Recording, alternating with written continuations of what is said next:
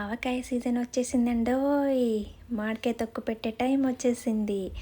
అయితే అమావాస్యకి ముందు ఒక వారం ముందు కానీ ఏదైనా ఒక 3, 4 రోజుల ముందు కానీ మంచి రోజు చూసుకొని పెడతాము.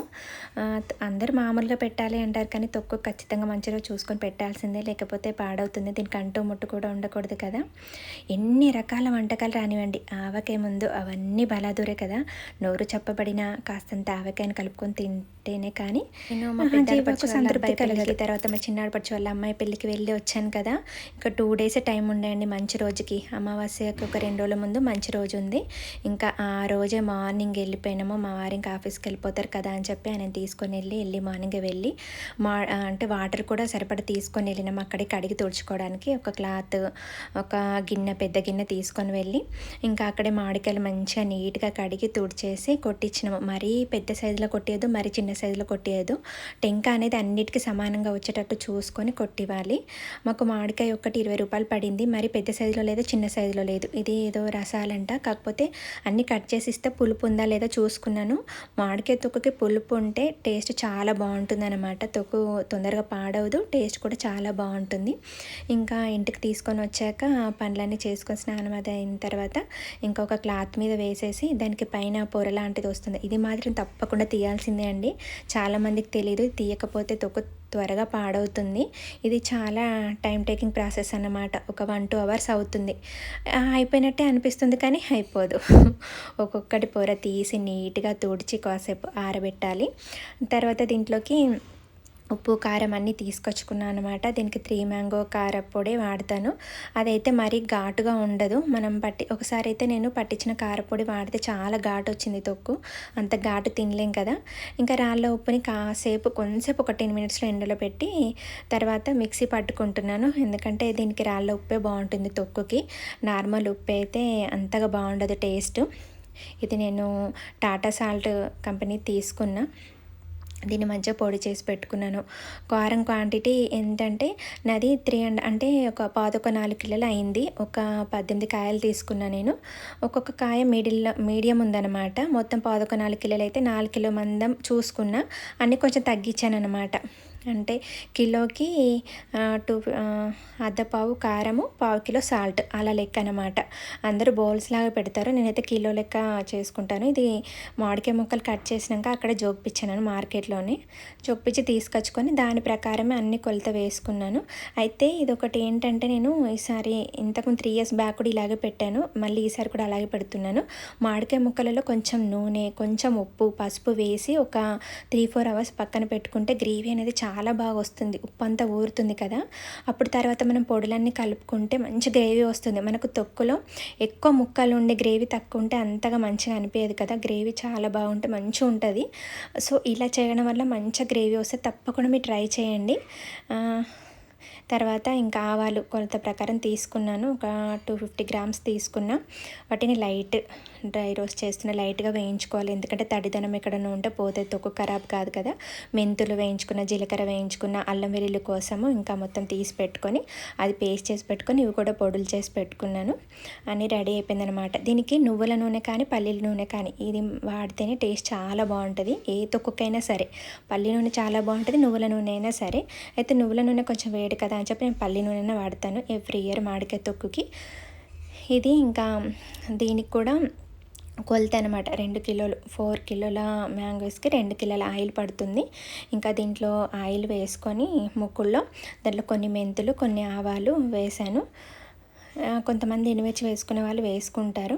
అది వేగుతూ ఉంటే ఇక్కడ మామిడికాయ ముక్కలలో చూడండి నీళ్ళు ఎలా ఊరాయో. దీనివల్ల మనకి ఇప్పుడు పొడులన్నీ వేసి మంచి గ్రేవీ వస్తుందన్నమాట. అయితే ఆయిల్ని వేడి చేసి కొంచెం మెంతులు రెడ్గా బ్రౌనిష్ అయ్యాక పక్కన పెట్టుకొని చల్లార్చాలి. అది గోరువెచ్చగా అవ్వాలి. గోరువెచ్చగా అయిన తర్వాత చేసి పెట్టుకున్న అల్లం వెల్లుల్లి పేస్ట్ని అందులో వేసి బాగా కలుపుతాను. ఈ లోపు అది చల్లారే వరకని ఈ పొడులన్నీ సమానంగా కలుపుకుందామని ఒక బేసిన్ తీసుకొని కారం వేసుకుంటున్నా. నేను కిలో 1/2 కేజీ పట్టిందండి. 4 కేజీస్ లెక్క పెట్టుకుంటున్నా. 1/2 కేజీ కారము, కిలో సాల్ట్, కిలో పట్టలేదు నాకు, కొంచెం తగ్గించుకున్నా. మనం మూడో రోజు కలుపుకునేటప్పుడు మళ్ళీ సాల్ట్ చూసుకొని తగ్గితే వేసుకోవచ్చు, సాల్ట్ కానీ కారం కానీ. అందుకే కొంచెం తక్కువ వేసుకుంటే బెస్ట్, ఎందుకంటే ఎక్కువైతే మళ్ళీ మనం ఏం చేయలేము, అదే తక్కువైతే మళ్ళీ వేసుకోవచ్చు కదా. సో ఇంకా ఆవపొడి, మెంతి పొడి, జీలకర్ర పొడి, కారము అన్నీ మంచిగా ఆయిల్ వేసి బాగా కలుపుకుంటే మనకు మంచిగా కలుస్తాయి అన్నమాట. అవి చాలా కలుపుకొని ఈ ఊరబెట్టినా కదా మామిడికాయ ముక్కలు, దాంట్లో వేసుకుంటే మంచిగా కలుస్తుంది మనకు. ఇంకా అటు ఇటు కలవలేదన్న బాధనే ఉండదు, మంచిగా కలుస్తుంది. ఇది మామిడికాయతో ఒక్కొక్కరు ఒక్కొక్క రకంగా పెడతారు. కొంతమంది అల్లం వెల్లుల్లి పేస్ట్ లేకుండా ఓన్లీ వెల్లుల్లిపాయ వేసి, వెల్లుల్లిపాయ పేస్ట్ వేసి అలా పెడతారు. ఇదైతే మా అమ్మమ్మ వాళ్ళ నుంచి ఇదే రకమైన ప్రాసెస్ అండి, కానీ చాలా బాగుంటుంది టేస్ట్. అంటే అల్లం వెల్లుల్లి లేకుండా ఒక రకంగా ఉంటుంది, అల్లం వెల్లుల్లితో ఒక రకంగా ఉంటుంది. ఎక్కువ వాళ్ళు ఆంధ్ర సైడ్ వాళ్ళు అల్లం వెల్లుల్లి లేకుండా చేస్తారు. నేనైతే ఎవ్రీ ఇయర్ ఇదే ప్రాసెస్ అన్నమాట. నువ్వుల తొక్కు కూడా పెట్టుకోవచ్చు, కానీ లాస్ట్ ఇయర్ పెట్టిన కొంచెం నువ్వుల పొడి వేసి, కానీ ఇయర్ పెట్టలేదు, టైం అసలు లేదు. అందులో కొంచెం పసుపు కూడా వేసుకొని బాగా కలుపుకోవాలి. కానీ దీనికి అంటు ముట్టు ఉండదు, మంచి ఇల్లంతా క్లీన్ చేసుకొని అన్నీ వాష్ చేసుకొని నీట్గా చేస్తేనే తొక్కు పాడవకుండా ఉంటుందండి. అందరూ అదేం లేదని కొట్టి పారేస్తారు, కానీ కాదు, మంచిగా నీట్గా అన్ని ఇల్లంతా క్లీన్ చేసుకొని నీట్గా ఇంట్లో ఏమి అంటుముట్టు లేకుండా చేసుకుంటే తొక్కు చాలా రోజులు ఉంటుంది. తొక్కు పెట్టిన తర్వాత జాడీలు అవి కూడా మనం పీరియడ్లో ఉన్నప్పుడు కానీ ఇంకా ఏ విధంగానైనా అది ముట్టుకోకూడదు, స్నానం చేయకముందు కూడా ముట్టుకోవద్దు. అలా అయితేనే తొక్కు చాలా రోజులు మంచిగా ఫ్రెష్గా చాలా బాగుంటుంది. ఇంకా ఇదంతా బాగా కలిపి ముక్కలకు పట్టించిన తర్వాత ఒక 3 days వరకు ఒక దాంట్లో పెట్టి పెడతాం కదండి, ఒక డబ్బాలో. అప్పుడు దీనికి ముక్కుడుకున్న దాన్నంతా వేడి వేడి అన్నం అందులో వేసి కలిపి తింటే ఆహా, దీనికోసం సంవత్సరం అంతా ఎదురు చూస్తారు మా పిల్లలు, అంత పిచ్చి అనమాట. ఇంకా వెయిట్ చేస్తున్నారు చూడండి ఎప్పుడు కలుపుతుందా అని. అయితే మా పెద్దమ్మ రోజు ఫాస్టింగ్ బుధవారము, అందుకే నేను 12 తర్వాత తింటా, నాకు ఒక గిన్నెలో పక్కకు పెట్టు అని అంటుంది. ఇంకా ఆయిల్ గోరువెచ్చగా అయిన తర్వాత అల్లం వెల్లుల్లి పేస్ట్ మంచిగా వేసి అది కలిపిన తర్వాత అదంతా తీసుకొచ్చి పొడులన్నీ కలిపెట్టుకున్నాం కదా, కారము, ఆవపొడి, మెంతి పొడి, జీలకర్ర పొడి, పసుపు కొంచెము కలుపుకున్న దాంట్లో మొత్తం అది వేసి బాగా కలపాలి. మెయిన్ ఇక్కడే ఉంటుందన్నమాట, చాలా నెమ్మదిగా మంచిగా కలుపుకోవాలి. ఈ కలుపుకున్న దాన్ని బట్టి మన ఆవకాయ టేస్ట్ అనేది ఉంటుంది. ఆవకాయ పెట్టిన తర్వాత వేడి వేడి అన్నం వండితే చాలు, అందులో కొంచెం నెయ్యి, ఆవకాయ వేసుకొని కలిపి తినడం, పెరుగన్నంలో ముక్కని చప్పరిస్తూ ఏ టిఫిన్ చేసినా కాస్తంత నంజుకోవడము. నెలన్నరళ్ళ పాటు కొత్త ఆవకాయ మోజులో మునిగి తేలుతుంటాం కదా. కానీ ఆవకాయని ఇష్టపడని వారే ఉండరు అసలు. కాకపోతే కాస్త వేడి అవుతుంది, కానీ ఇది తిన్నప్పుడు ఏదో కీరా తినడమో మజ్జిగ తాగడం అలా చేస్తూ ఉండాలి. కానీ కొత్త ఆవకాయ పెట్టిన కొత్తలో అసలు ఏది దేనికైనా, పప్పుకైనా దేనికైనా కాంబినేషన్కి తినాలనిపిస్తుంది. ఇంకా ముక్కలకి బాగా అది వేసేసి బాగా కింద మీద మంచిగా కలుపుకొని ఇంకా ఒక డబ్బాలో వేసి దాని మీద ఒక క్లాత్ కట్టి పక్కన పెట్టుకోవాలి. 3 days తర్వాత తీయాలన్నమాట. అప్పుడు మంచిగా ఆయిల్ అనేది పైకి ఊరుతుంది. అప్పుడు మళ్ళీ బేసిన్లోకి తీసుకొని కలుపుకుంటే ఇంకా బాగుంటుంది. మీరు ఏ విధంగా ఆవకాయ చేస్తారో, అల్లం వెల్లుల్లి కాంబినేషనా, వెల్లుల్లి కాంబినేషనా, కొంతమంది వెల్లుల్లి పేస్ట్ కూడా వేరు, వెల్లుల్లి రెబ్బలే వేస్తారు. మీరు ఏ కాంబినేషన్లో మాడి ఆవకాయ చేస్తారో తప్పకుండా కామెంట్ చేయండి. నాది ప్రాసెస్ మొత్తం చూసి ఎలా ఉందో కూడా తప్పకుండా కామెంట్ చేయండి. అయితే నేను ఇదంతా కలిపాను కదా, వెల్లుల్లిపాయలు తీసి పెట్టుకుని అది వేయడం మర్చిపోయాను. డబ్బాలో వేసే ముందు గుర్తుకొచ్చి మళ్ళీ వెల్లుల్లిపాయలు అన్నీ తీసుకొని కలుపుతున్నాను. వెల్లుల్లి రెబ్బలు వేయడం వల్ల మనం అన్నంలో కలుపుకొని తినేటప్పుడు వెల్లుల్లిపాయ దాంట్లో మంచిగా ఊరుతుంది కదా, టేస్ట్ మాత్రం అదిరిపోతుందండి. చాలా చాలా బాగుంటుంది. అవి సపరేట్ తీసుకొని తినాలనిపిస్తుంది. మామిడి ముక్క ఎంత టేస్ట్ ఉంటుందో వెల్లుల్లిపాయ కూడా అంత టేస్ట్గా ఉంటుంది. దీంట్లో అంతా ఊరుతుంది కదా, మంచి టేస్ట్ వస్తుంది అనమాట, చాలా బాగుంటుంది. నేను ఇంకా కొన్ని వెల్లుల్లిపాయలు ఎక్కువనే వేస్తాను, ఇంట్లో వాళ్ళందరికీ చాలా ఇష్టము. ఇది కలుపుతుంటే స్మెల్ వస్తుంది చూడండి, అరమ ఎంత బాగా వస్తుందో, నోట్లో నీరు ఊరుతున్నాయి, కానీ తినొద్దు కదా. థర్డ్ డే దేవుడికి పెట్టి తినాలి. కాకపోతే ఇదంతా ఈ జాడీలోకి మార్చిన తర్వాత కింద బేసిన్లో ఉంటుంది కదా, దాంట్లో మంచిగా వేడివేడి అన్నం కలిపి తిన్నాము.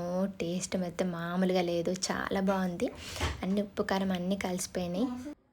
నేను ఎవ్రీ ఇయర్ అంతే నాకు మంచిగా టేస్ట్ చూడడం కానీ చాలా బాగుంది. చూడండి వెల్లుల్లిపాయలు మర్చిపోయినా కదా ఇప్పుడు వేసి కలుపుతున్నా. కానీ అన్నీ కరెక్ట్‌గా సరిపోయినాయండి. చాలా చాలా బాగుంది. లాస్ట్ ఇయర్ నాకు కొంచెం సాల్ట్ తగ్గింది. మూడో రోజు మళ్ళీ తీసినప్పుడు చూస్తే కరెక్ట్‌గా ఉన్నాయి. దేవుడి దగ్గర పెట్టి టేస్ట్ చూసాను. కరెక్ట్‌గా సరిపోయినాయి అనమాట. ఏది తగ్గలేదు. అన్నీ కరెక్ట్‌గా కొలుచుకొని వేసుకున్నాను. ఇంకా ఇందులో కలుపుతున్నాను వేడి వేడి అన్నము. మా పిల్లలు ఇట్లా చూస్తున్నారు, వెయిట్ చేస్తున్నారు. మా పెద్దమ్మాయికి పక్కన గిన్నెలో పెడితే అది 12 తర్వాత లేచి తిన్నది. అంత పిచ్చన్నమాట. కానీ నిజంగా చాలా చాలా బాగుందండి మా ఊరగాయ. ప్రియులకైతే ఫుల్ ఫేవరెట్ అయిన ఈ ఆవకాయ అమ్మమ్మల నుంచి నేటి జంజి వరకు అందరినీ మెప్పిస్తూ ఎవర్ గ్రీన్ వంటకంగా నిలిచింది కదా. ఊరగాయల్లో టాప్ 1 స్థానంలో ఉంటూ ఈ వేసవిలో ఇంటింటా కనిపించే ఆవకాయ తయారీకి నాంది 100 సంవత్సరాల క్రితం తెలుగునాటి పండిందంట. ఎలా అంటే వేసవిలో విరగకాసే మామిడికాయలని ఏడాదంతా భద్రపరిచేందుకు ఏదో ఒకటి చేయాలనుకున్నారా అంట అప్పటి మహిళలు. బాగా ఆలోచించాక పచ్చడి పెడితే ఎప్పుడు కావాలంటే అప్పుడు తినొచ్చని నిర్ణయించుకున్నారట. అలా తయారై నేడు ప్రపంచమంతా విస్తరించిన ఈ ఊరగాయ ఇప్పుడు ఎందరికో ఉపాధిని చూపిస్తుంది. ఈ కమ్మని ఆవకాయ ప్రతి ఇంట ఖచ్చితంగా రుచులు అందిస్తుంది. ఇంకా మా మామయ్య కూడా టేస్ట్ చూసి చాలా బాగుందమ్మా అన్నాడు. ఇంకా మా వారు నైట్ వచ్చాక తిని ఆయన బాగుందని మా అబ్బాయి మా అమ్మాయిలు చాలా చాలా బాగుందని నాకు కూడా చాలా నచ్చింది. అన్నీ మంచిగా సరిపోయి చాలా బాగుంది. నిజంగా సంవత్సరం అంతా దీనికోసం వెయిట్ చేస్తాం కదా. ఎంతో కష్టపడి పెడతాను. ఏది తక్కువ కాదు, అన్నీ కరెక్ట్గా ఉండాలి. మళ్ళీ సంవత్సరం అంతా ఉంటుంది కదా అని చెప్పి ఎంత కష్టపడి చేస్తామో కష్టం ఏమీ వృధా పోదు. చాలా బాగుంది. టేస్ట్ అయితే సూపర్గా ఉంది. ఓకే అండి, మీరు ఊరగాయ పెట్టారా లేదా, మీరు ఎలా పెడతారో తప్పకుండా కామెంట్ చేయండి. మరిన్ని వీడియోస్ కోసం నా ఛానల్ని సబ్స్క్రైబ్ చేసుకోండి ఫ్రెండ్స్. ఈ మధ్య మొత్తం సబ్స్క్రైబర్స్ మొత్తం తగ్గిపోతున్నారు. ఏంటో అర్థం కావట్లేదు. కొన్ని పెళ్ళిళ్ళకి అలా తిరగడం వల్ల కొంచెం వీడియోస్ రెగ్యులర్గా రావట్లేదు. సో మరీ 50-100 అలా మైనస్ అయిపోతున్నారు సబ్స్క్రైబర్స్. ఇంకా ముందు నేను మంచి మంచి వీడియోస్ చేయడానికి ట్రై చేస్తాను. తప్పకుండా నా ఛానల్ని సబ్స్క్రైబ్ చేసుకొని సపోర్ట్ చేయండి ఫ్రెండ్స్. ఇంకా రోజుతో అయిపోయింది. థర్డ్ డే రోజు మళ్ళీ తీసి ఇలా క్లాత్ కట్టి పెడతాను, ఏం తగలకూడదు కదా. తీసి మళ్ళీ అందులో వేసి కలిపి టేస్ట్ అంటే నార్మల్గా చూస్తే కరెక్ట్గా ఉన్నాయి అన్నీ. అందుకే సాల్ట్ ఏం కలపలేదు. ఇంకా దేవుడి దగ్గర మా అమ్మమ్మ తాతయ్య అత్తమ్మ వాళ్ళ ఫోటోల దగ్గర పెట్టి ఇంకా అందరికీ ఇస్తానన్నమాట. ఇంకా నేనైతే అందరికి కొంచెం కొంచెం ఇస్తాను. అంటే నా పచ్చడి అందరికీ టేస్ట్ చాలా ఇష్టము.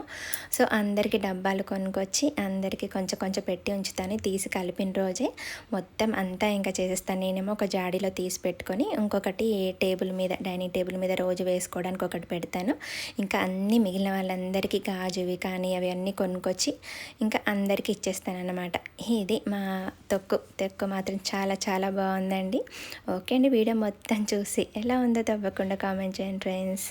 మీరు చేసే కామెంట్ మాకు బూస్టప్లో పనిచేస్తుంది. మీకు చాలాసార్లు చెప్తూనే ఉంటాను, నా మాటలు బోర్ కొడుతున్నాయేమో. మా దేవుడి దగ్గర కూడా పెట్టేశాను. మా దేవుడు కూడా స్వీకరించేశాడు మా ఆవకాయని. ఓకే అండి, వీడియో నచ్చితే ఒక లైక్ చేయండి. ఇలా ఉందో తప్పకుండా కామెంట్ చేయండి ఫ్రెండ్స్. ఉంటాను, మరో మంచి వీడియోతో మళ్ళీ కలుస్తాను. సర్వే జన సుఖినో భవంతు.